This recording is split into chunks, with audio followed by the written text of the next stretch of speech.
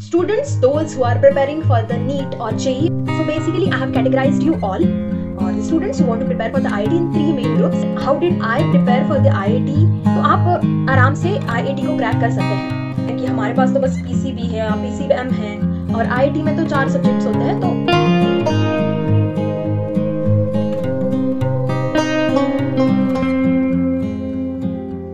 Hey there my lovely viewers, how you all doing? Hope you all are doing great and enjoying your lives. So it's been a very long time I couldn't upload a long video on my channel, so that's because my mid-semester exams were going on and I was quite busy. Anyway, but I am back with another new video and welcome to this video. So in this video we'll be talking about how did I prepare for the IIT, or how can you prepare for the IIT ISER aptitude test, or my strategy, some tricks, tips, and with previous year questions also, which will play a crucial role in your preparation. So without further ado, let's get started. So basically I have categorized you all, और the students who want to prepare for the IIT in 3 main groups. मैंने उनको 3 groups में बांटा है so that I can give the perfect strategy for them.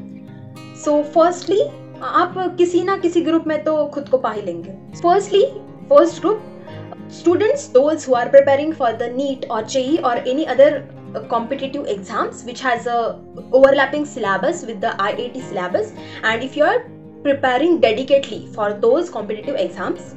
Secondly, if you are not preparing for such any of these competitive exams, or you are only preparing for the boards, which CBSE board, which board? CBSE board, CBSE or ICSE board, okay. Thirdly, if you are not from the CBSE board but you are from the state board, and in addition to that you are not even preparing for any competitive exam but you want to appear for the IIT.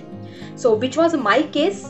I was not preparing for any of the competitive exams, and I also had a state board in my class 12th. I didn't have CBSE board in my 11th and 12th. So that is the third category. So 1, 2 and 3, these are the categories of student. You might find yourself in any of these groups. आप खुद को किसी ना किसी group में तो पा ही लेंगे. Either you are preparing for some exams, or you are not preparing for the exams but you have CBSE board and you are preparing for boards only. Third and जो है last, that is you are not preparing for any of the exams, and in addition to that you don't have even the CBSE board but you want to appear for the IIT. So let's talk one by one. एक एक हम देखेंगे कि कैसी आपकी strategy होनी चाहिए और how can you do that.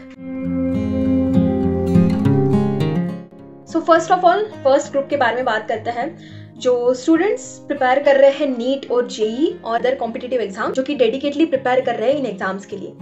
सो अगर आप नीट, जेई या किसी भी एग्जाम के लिए प्रिपेयर कर रहे हैं, so let me tell you about the syllabus of the IIT. So इसमें क्या है, जो सिलेबस है वो सेम है 11th and 12th. Okay, if you find anyway, I'll give a link in the description. You can find there this whole syllabus. Anyway, it's the same like 11th और 12th के जो भी सारे chapters है वही वो सारे वहाँ पे बस लिखे हुए हैं. सो सिलेबस इज सेम. 11th और 12th का जो सिलेबस है CBSE बोर्ड का, NCERTs, ओके, वो है आपका सिलेबस IIT का भी. सो आप अगर डेडिकेटली प्रिपेयर कर रहे हैं नीट या जेई के लिए तो आप आराम से IIT को क्रैक कर सकते हैं. सो आपके लिए कुछ टिप्स मैं देना चाहती हूँ कि आप तो अभी नीट और जेई और एनी वन ऑफ देम आप उनके लिए तो प्रिपेयर कर रहे हैं, तो आपके पास बस PCB है या PCM है. ओके, सो अगर आप नीट के लिए कर रहे हैं तो आप बस PCB का प्रिपरेशन कर रहे हैं, और अगर आप जेई के लिए कर रहे हैं तो आप बस PCM का प्रिपेयर कर रहे हैं. सो अगर आपको लगता है कि हमारे पास तो बस PCB है या PCM है और IIT में तो 4 सब्जेक्ट्स होते हैं, तो जो एक सब्जेक्ट बचा है उसका क्या करें. सो द थिंग इज, जो मोस्टली बच्चे IIT के लिए अपीयर होते हैं वो आइदर PCM होते हैं और PCB होते हैं. बहुत कम सेक्शन जो होता है स्टूडेंट्स का वो जिनका PCM भी चारों होता है. Of course they have an advantage over you all guys, but mostly students का PCM और PCB है तो वो कंपटीशन एक लेवल पे आ जाती है. और फिर भी अगर आपको लगता है कि आपको करना है, जो बचा हुआ एक सब्जेक्ट है मैथ्स और बायोलॉजी, अगर आपको लगता है कि उसमें भी हमें प्रिपेयर करके अच्छा करना है एग्जाम में, तो आप क्या कर सकते हैं, मैं आपको प्रोवाइड करूंगी प्रीवियस ईयर क्वेश्चंस कुछ साल के. आप 4-5 साल के देख लीजिए, उनमें जो क्वेश्चंस है उनका टाइप समझ लीजिए कि ऐसे क्वेश्चंस होते हैं। So then you can practice those questions and you can do well. Anyway, अगर आप PCM या PCB 3 सब्जेक्ट में भी अच्छा करेंगे ना, so that's more than enough for you to get into IISER। So that's all for the students who are preparing for the NEET and JEE or any competitive exam dedicatedly, okay? Second part पे चलते हैं हम। Students, those who are not preparing for the any of the competitive exams but want to appear for the IAT and have CBSE और ICSE board और जो follow कर रहे हैं NCERT की बुक्स को, तो जो IIT का सिलेबस है, as I've already told you, वो सिलेबस है 11th-12th का NCERT। सो अगर आप स्टेट बोर्ड के लिए प्रिपेयर कर रहे हैं तो लेट मी टेल यू आपको क्या करना चाहिए।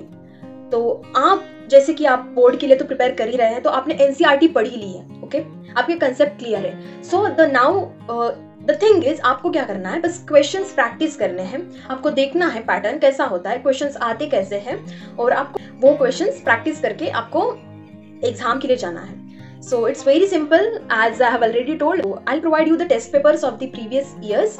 So आप क्या कर सकते हैं कि देख सकते हैं क्वेश्चन का पैटर्न क्या होता है और क्वेश्चंस आते कैसे। तो मोस्टली इसके बारे में अगर मैं कुछ कहूँ तो मोस्टली क्वेश्चन एप्लीकेशन बेस्ड होते हैं, एप्लीकेशन बेस्ड क्वेश्चंस होते हैं, MCQs होते हैं लाइक NEET एंड JEE, और जिसमें कि मोस्टली आपको साइंटिफिक टेक्निक्स के ऊपर क्वेश्चंस दिखेंगे। और इट में वैरी, लाइक हमारे जब मैंने दिया था तब मुझे कुछ लगे थे क्वेश्चंस कि ये साइंटिफिक टेक्निक्स के ऊपर है डिपेंड, तो ये था, ये आप कुछ कर सकते हैं। सो मैं तो आपको क्वेश्चन प्रोवाइड कर दे रही हूँ, आप वो देख सकते हैं। Addition to it what you can do is, आप क्या कर सकते हैं, आप कोई भी जो NEET या JEE के लिए प्रैक्टिस के बुक्स आ जाते हैं वो खरीद के आप क्वेश्चंस प्रैक्टिस कर सकते हैं। अगर आप 4-5 महीने पहले स्टार्ट कर देंगे तो आपका हो जाएगा, क्योंकि ऑलरेडी आपके कंसेप्ट क्लियर है। एंड या वेरी इंपॉर्टेंट थिंग, आपके कंसेप्ट प्लीज क्लियर रखिए ताकि आपको क्वेश्चन सॉल्व करते हुए प्रॉब्लम ना आए। अगर आपके कंसेप्ट क्लियर है तो आप एग्जाम इजीली क्लियर कर सकते हैं। So that's it for the students who have CBSE board or ICSE board, who are studying NCERTs but are not dedicatedly preparing for any of these exams, JEE, NEET or any competitive, but you want to appear for the IIT. Now third group, जो जिसमें मैं भी आती थी, I didn't have a CBSE board. My syllabus was not the NCERT books and I was not even preparing for any of these competitive exams, NEET and JEE. But when I got to know about IISER, then I decided, like some months ago, 4 or 5 months ago, I decided that I want to crack this exam and I want to get into the IISER. So my strategy was in this case, so actually क्या था कि 11th-12th में I have interest in biology, तो मैंने biology की NCERTs already खरीदी थी और मैं जो पढ़ भी रही थी। एंड स्टेट बोर्ड में क्या होता है कि मोस्टली जो सिलेबस होता है वो ओवरलैप करता है mostly, okay, line to line नहीं करेगा, बट जो कंसेप्ट होते हैं वो अराउंड सेम होते हैं। सो आप क्या कर सकते हैं, अगर आपके पास अभी तो टाइम है, अभी तो आपके पास बहुत इनफ टाइम है, you will have your exam. अगर आप इवन 12th में भी है तो आपका एग्जाम जो होगा वो होगा जून-जुलाई में, तो आपके पास अभी बहुत सारा टाइम है। तो आप क्या कर सकते हैं, आप बुक्स खरीद लीजिए NCERTs और you can even refer to the PDFs, but I prefer कि आप हार्ड कॉपीज ही खरीद लीजिए। सो उसमें क्या कीजिए, आपका 11th तो अभी हो चुका होगा, आई सपोज कि आपका 11th हो चुका है, अब आप 12th में हैं, तो आप क्या कर सकते हैं कि 11th के जो बुक्स हैं आप उसमें देख सकते हैं कि सारे कंसेप्ट तो आपने मोस्टली पढ़े हैं, आप उसको रिवाइज करिए एक बार। अब आपने बोर्ड की जो टेक्स्ट बुक्स हैं उनसे तो किया ही है, अब क्या कीजिए, आप जो NCERTs है उससे आप रिवाइज कीजिए एक बार, हो जाएगा जल्दी, क्योंकि कंसेप्ट तो आपने पढ़े ही है, बस आपको रिवाइज करना है। तो 11th के जो NCERTs है, इस बार NCERTs से आप रिवाइज करेंगे। आपका जो 12th चल रहा है तो इसमें क्या कर सकते हैं आप, अगर आपका स्टेट बोर्ड में कोई चैप्टर खत्म हो रहा है तो आप you can simultaneously refer it from the NCERTs also. आप उसको NCERT से भी पढ़ सकते हैं या कोई यूट्यूब के वीडियोस देख सकते हैं, कोई कंसेप्ट आपको क्लियर करना है तो that also you can do. So जब आपका सिलेबस पूरा खत्म हो जाएगा, have a time off around 2 to 3 months जिसमें आप प्रैक्टिस कर पाए। अभी आपके कंसेप्ट तो सारे क्लियर हो चुके हैं, आपने NCERTs भी पढ़ लिए हैं। अब जो टाइम है आपको, मैं PYQs प्रोवाइड कर रही हूँ, तो आप क्या कर सकते हैं, उस क्वेश्चन को देखिए, उसके टाइप्स को समझिए, उनका ओरिजिन समझिए और देखिए कि क्वेश्चंस पूछे कैसे जाते हैं, ओके। सो ये करने के बाद go again and read the NCERTs.